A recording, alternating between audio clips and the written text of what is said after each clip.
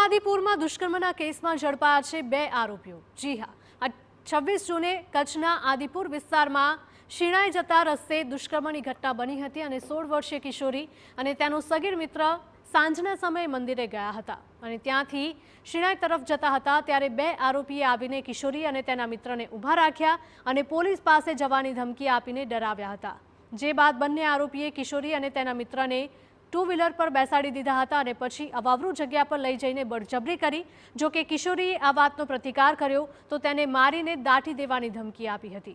આ ઉપરાંત આરોપીએ તેના મિત્રોને બોલાવીને દુષ્કર્મ ગુજારવાની પણ ધમકી આપી હતી અને બળજબરીએ શારીરિક સંબંધ બાંધ્યા હતા। તો આ ઘટના બાદ કિશોરીના મિત્રએ તેના પરિવારજનને જાણ કરી હતી। આ વાત પોલીસ સ્ટેશન સુધી પહોંચતા તરત જ તપાસ હાથ ધરાઈ। હાલ પોલીસે બંને આરોપીને ઝડપી લીધા છે। 2 પૈકી એક હિસ્ટ્રી શીટર હોવાનું પણ સામે આવ્યું છે।